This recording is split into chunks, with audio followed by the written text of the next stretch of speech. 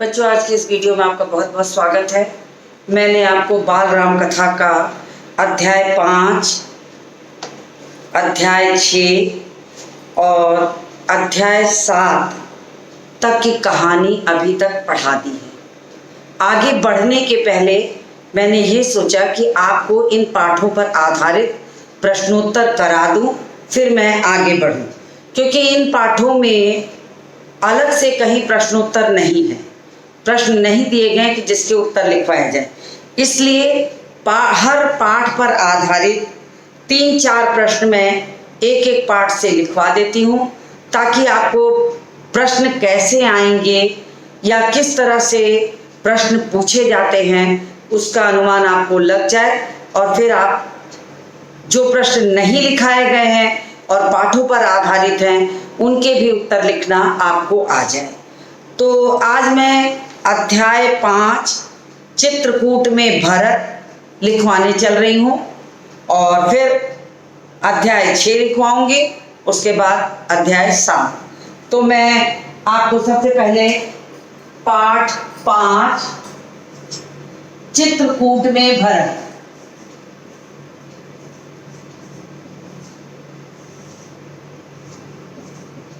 आप भी अपनी कॉपी पेन पेंसिल तैयार कर लीजिए और लेके मेरे साथ बैठ जाइए, क्योंकि अगर आपने मेरे साथ साथ काम नहीं किया तो आपको दिक्कत हो सकती है।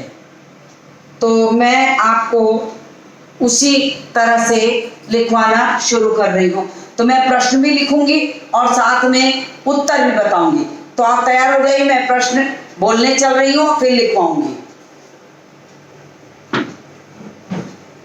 तो पहला प्रश्न है, इसमें छोटे छोटे प्रश्न आपसे पूछे जाते हैं, फिर उन्हीं प्रश्नों को मैंने यहाँ तैयार किया, और क्योंकि क्वेश्चन नहीं है इसलिए मैं क्वेश्चन भी लिख रही हूँ।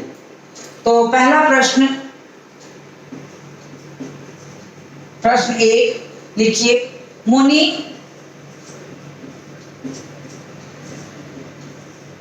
मुनि वशिष्ठ ने भरत से क्या आग्रह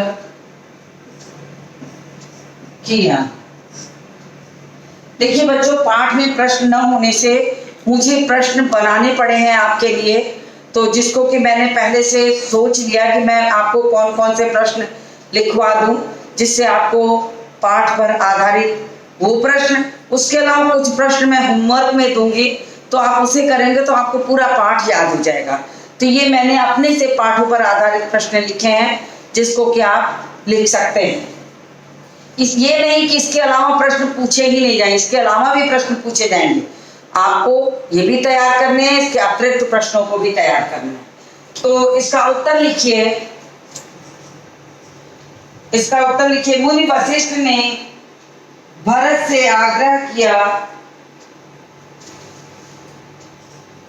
मुनि वशिष्ठ ने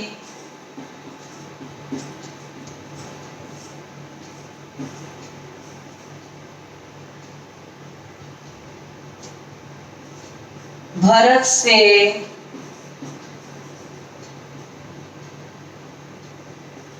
आग्रह किया कि आप अयोध्या का राज संभालें। किया कि आप अयोध्या का राजकाज संभालें।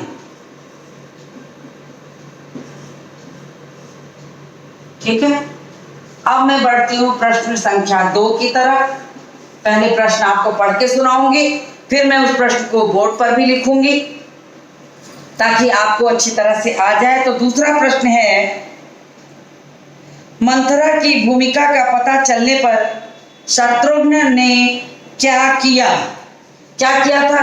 उन्हें बालों से घसीट कर मारते हुए लाते हैं, जान से मार देना चाहते हैं, लेकिन भरत ने बीच बचाव करके उन्हें बचा लिया था। मैं इसी चीज को उत्तर में लिख रही हूं। तो आप प्रश्न लिखिए, मंथरा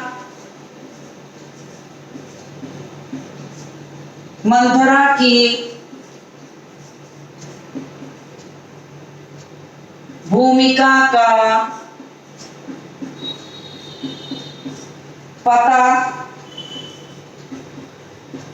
चलने पर शत्रुघ्न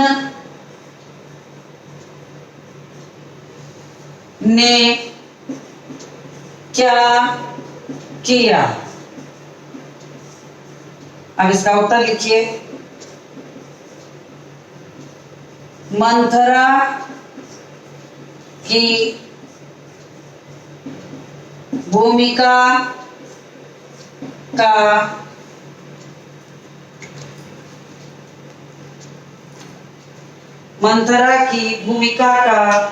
पता चलने पर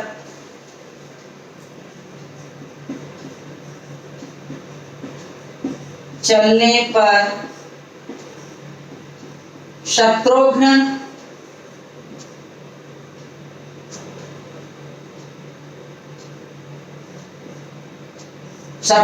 ने, क्लियर नहीं हो रहा है मैं थोड़ा सा फिर से लिख देती हूँ आपको समझ में आ जाए।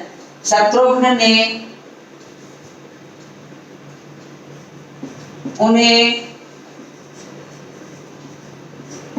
बाल पकड़कर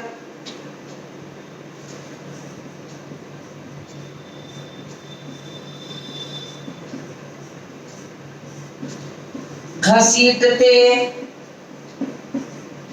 हुए भरत के पास ले आए।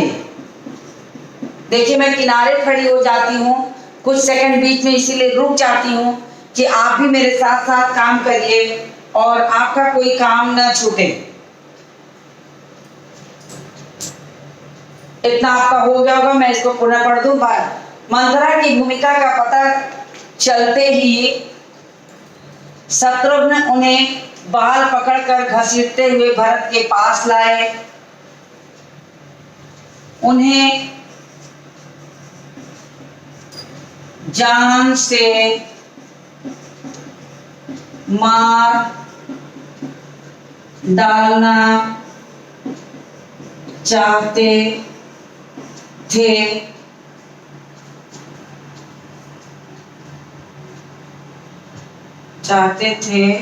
परंतु, यही लिख देते हैं, परंतु भरत के समझाने पर उसे छोड़ दिया। तो मैंने इस प्रश्न का उत्तर यहाँ लिख दिया। अब मैं बढ़ती हूँ अगले प्रश्न की तरफ। और तीसरा प्रश्न पहले पढ़ के आपको सुना दूं, आप मेरे साथ साथ लिखेंगे तो और अच्छा होगा कि आपको अच्छी तरह से समझ में आ जाएगा, कोई दिक्कत नहीं होगी। मैं थोड़ा सा एडजस्ट कर देती हूँ ताकि आपको कोई भी छूटे ना। तो तीसरा प्रश्न मैं पढ़ती हूँ। भरत ने ननिहाल में क्या सपना देखा? तो प्रश्न संख्या 3 है ये। भरत ने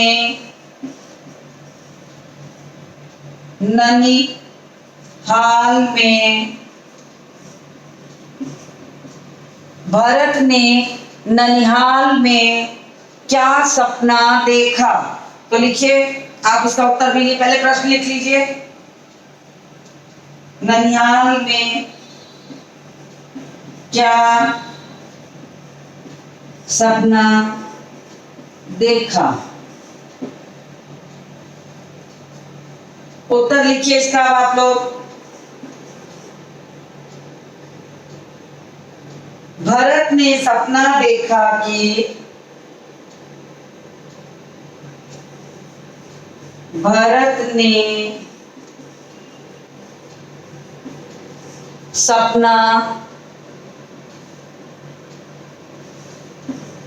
देखा कि समुद्र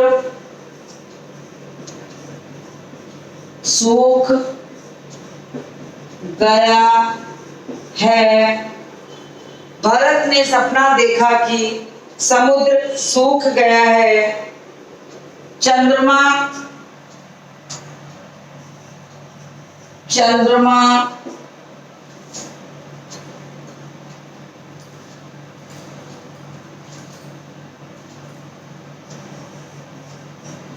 धरती पर गिर पड़ा है। वृक्ष सूख गए हैं।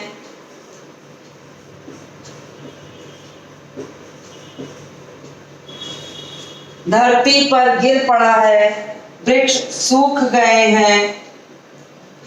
एक राक्षसी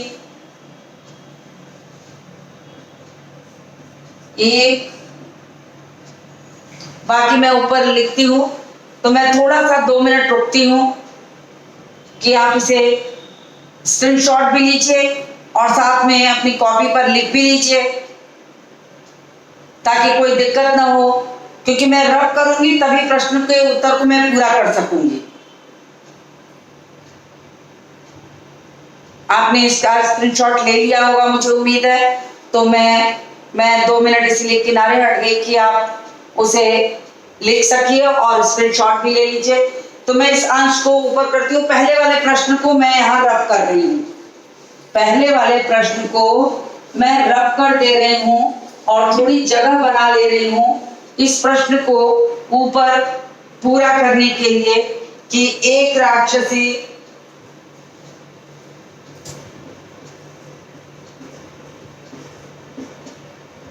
पिता को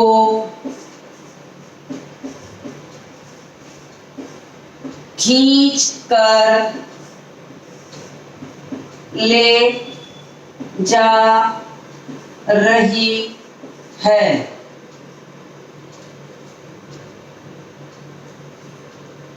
और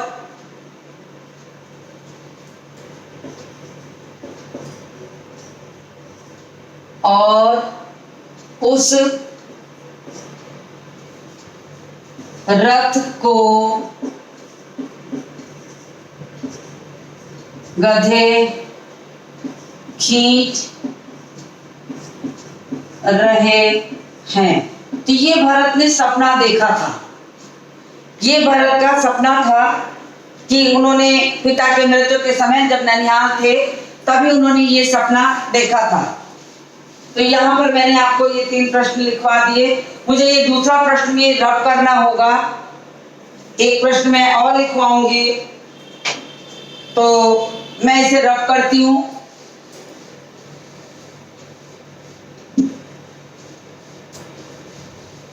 आप स्क्रीनशॉट साथ में लेते चलिए। मैं बार बार इसलिए दोहरा रही हूँ कि आप छोटे हैं, आपकी स्पीड कम होगी लिखने की, तो आप थोड़ा जल्दी जल्दी अपना काम कर सकेंगे। इसके बाद प्रश्न संख्या 4 मैं बोलती हूँ, आप लिखिए। चित्रकूट में किसका आश्रम था? तो किसका था? महर्षि भारद्वाज का। तो लिखिए उत्तर में, चित्रकूट में किसका आश्रम था? ये आपका प्रश्न हो गया 4।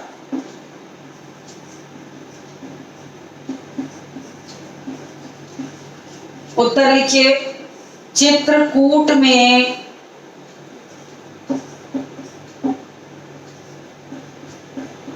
महर्षि, आप साथ साथ लिखेंगे तो जल्दी हो जाएगा, नहीं तो आपका भी छूटा रहेगा। चित्रकूट में महर्षि भारद्वाज मुनि का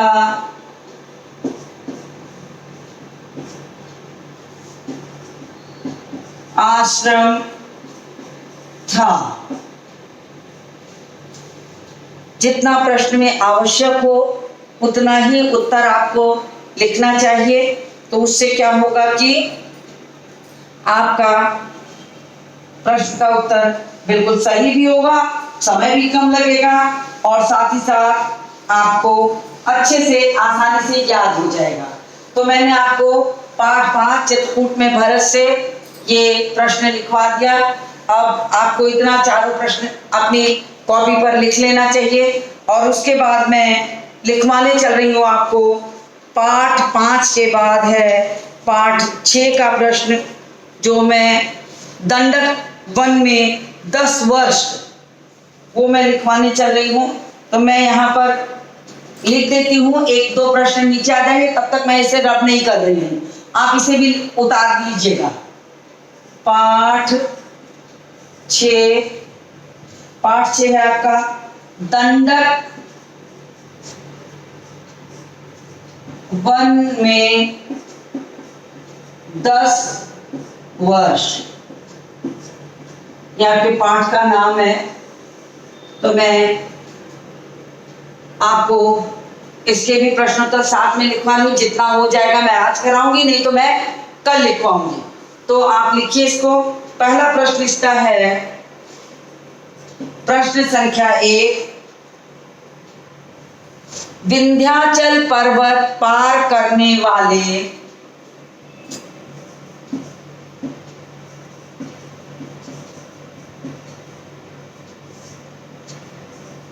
पर्वत पार करने वाले सबसे पहले मुनि कौन थे? पार करने वाले सबसे पहले मुनि कौन थे?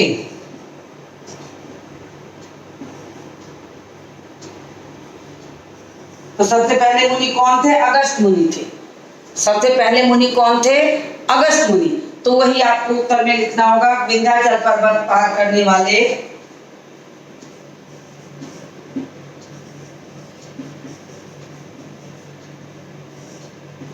विंध्याचल पर्वत पार करने वाले सबसे पहले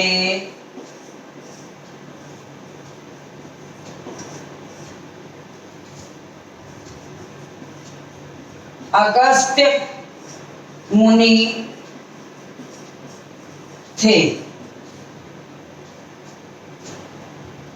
तो मैंने इतना प्रश्न यहां लिखा है। दूसरा प्रश्न लिखूंगी तो वो थोड़ा नीचे हो जाएगा। मैं अगर प्रश्न लिखूं तो संभवतः आपको दिखेगा या नहीं दिखेगा। मैं ऊपर के हिस्से को रब कर देती हूँ जिससे कि आपको आसानी से हो जाएगा।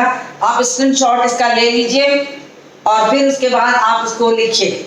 मैं ऊपर के हिस्से को रब कर रही हूँ पाठ 5 का, जिसको कि संभवतः आपने लिख लिया होगा।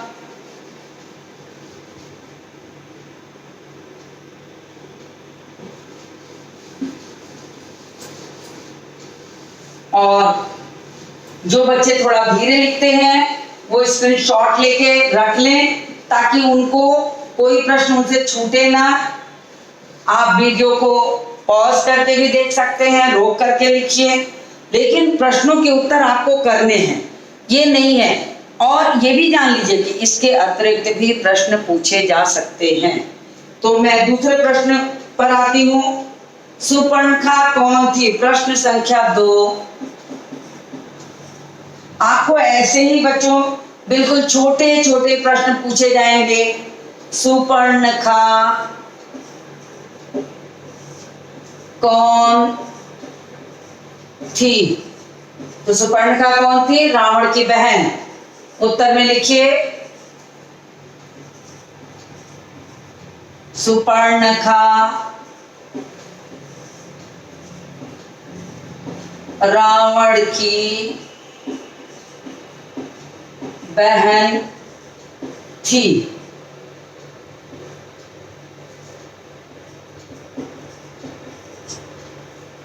इस तरीके से आप प्रश्नों के उत्तर लिखिए। फिर तीसरा प्रश्न मैं लिखने चल रही हूं। चित्रकूट अयोध्या से कितनी दूर था? चित्रकूट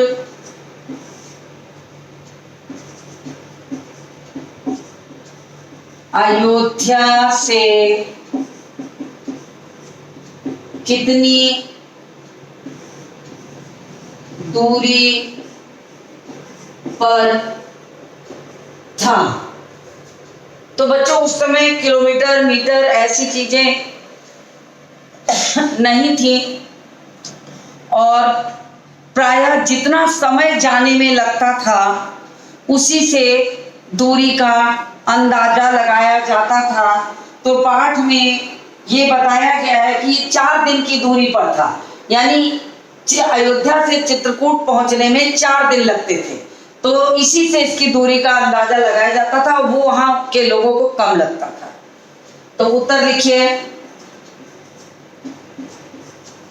चित्रकूट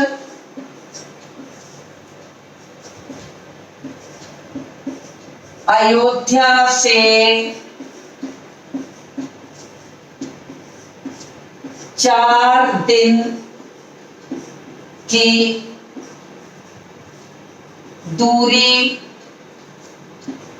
पर था। ये हो गया आपका। इतनी बात आपको समझ में आई होगी। मुझे एक प्रश्न और लिखवाना है, इसलिए मुझे नीचे के हिस्से को भी रब करना होगा। तो आप इसको उतार चुके होंगे, इतनी उम्मीद तो मुझे है कम से कम कि आप क्लास 6 के विद्यार्थी हैं, तो इतना देख के आप आसानी से लिख सकते हैं, और नहीं तो स्क्रीनशॉट तो है ही है। तो आप, मैं इसको रब कर रही हूं और इसी को मैं नीचे लिख रही हूं।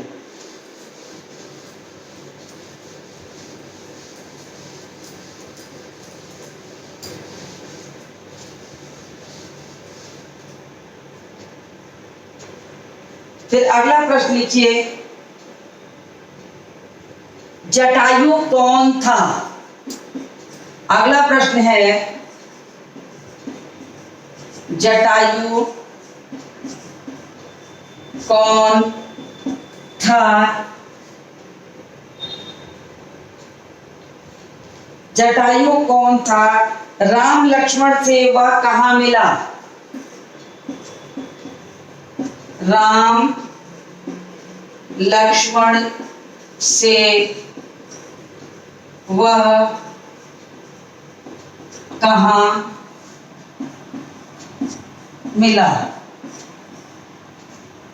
अब उत्तर लिखिए आप इसका। जटायु कौन था? जटायु एक गिद्ध था, गिद्धराज कहते हैं इनको, गिद्धराज थे। और ये कौन थे? दशरथ के मित्र थे। तो इनको, इनका परिचय दिया गया और इनको कहां मिले थे? पंचवटी के मार्ग में। तो मैं उसे लिखने चल रही हूं। जटायु एक विशालकाय गिद्ध था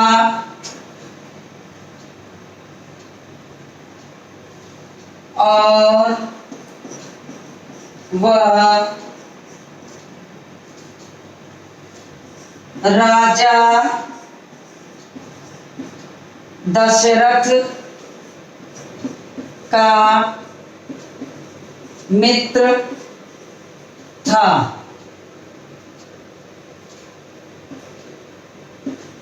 जटायु जटायु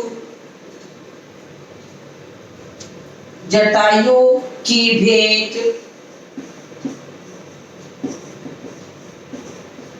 राम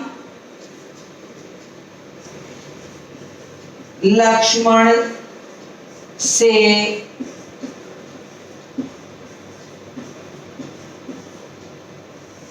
पंचवटी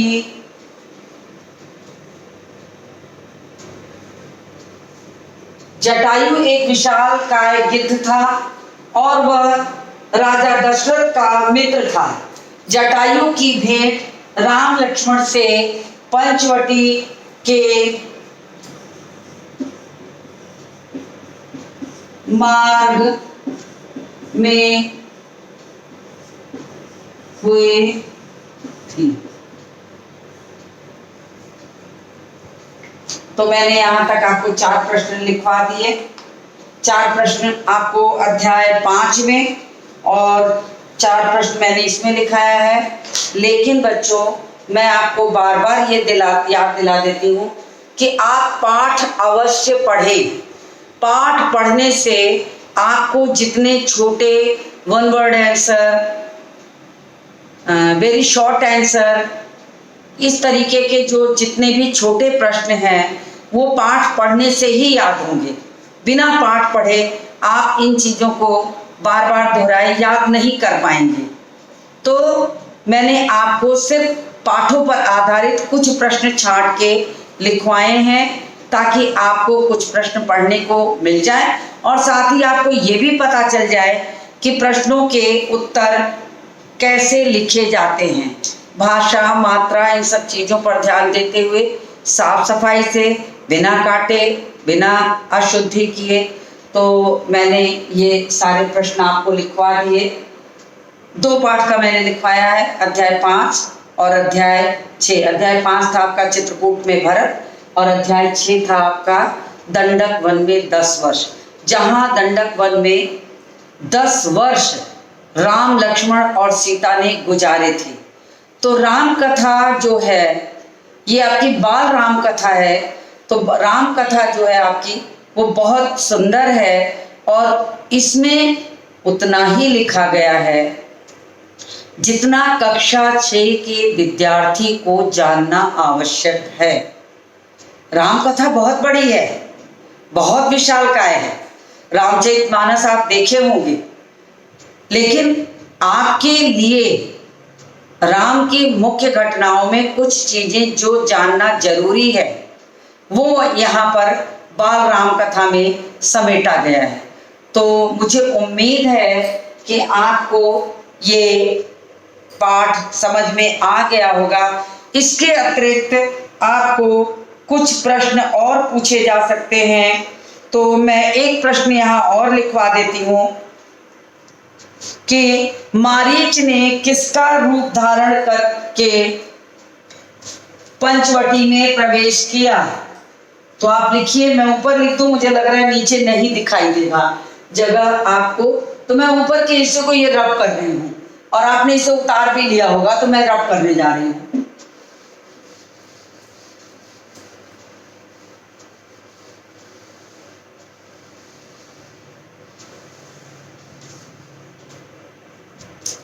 तो मैं चौथा प्रश्न लिखती, चौथा नहीं पांचवा, प्रश्न संख्या 5।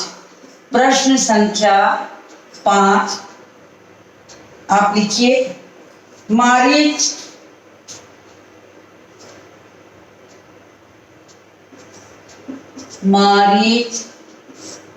किसका रूप धारण करके पंचवटी में प्रवेश किया। तो इसका उत्तर भी साथ साथ लिख लीजिए। मारीच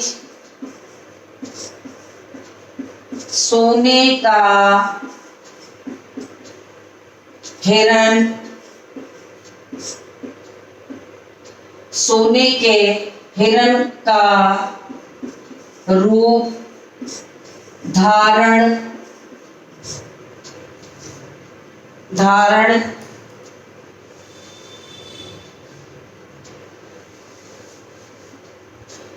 मारी सोने के हिरण का रूप धारण करके